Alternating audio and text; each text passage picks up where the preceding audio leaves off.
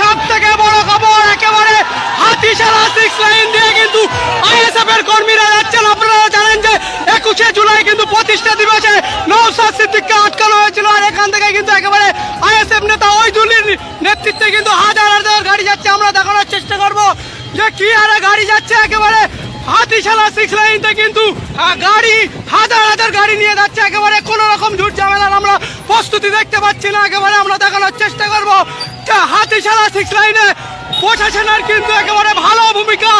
এই মুহূর্তে হাজার হাজার গাড়ি কিন্তু হাতিশালা 6 লাইন থেকে যাচ্ছে। আমরা দেখানোর চেষ্টা করবো একেবারে কলকাতার দিকে রওনা দিচ্ছে। একেবারে ফেলাকে সাইজ কিন্তু আপনারা দেখতে পাচ্ছেন যে কি আরে কিন্তু মানুষ যাচ্ছে। আমরা দেখানোর চেষ্টা করব কোথায় যাচ্ছে, কোথায়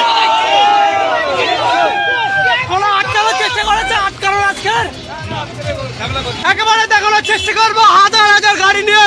সামনে কিন্তু লাখ লাখ গাড়ি নিয়ে কিন্তু ভাঙড় বিধানসভার দিক থেকে কিন্তু একেবারে যাওয়ার চেষ্টা করছে। আমরা দেখানোর চেষ্টা করব যে কি আরে হাতিশালা 6 লাইন থেকে গাড়ি পার হচ্ছে। একেবারে একের পর এক গাড়ি দেখানোর চেষ্টা করব যে একের পর এক গাড়ি কিন্তু হাতিশালা 6 লাইন থেকে কিন্তু একেবারে রওনা দিচ্ছে কলকাতার দিকে। আমরা দেখানোর চেষ্টা করব যে প্রচুর হারে কিন্তু পুলিশের গাড়ি কিন্তু প্রচুর হারে দেখতেই পাচ্ছেন যে কি হারে ভাঙড় থেকে গাড়ি যাচ্ছে।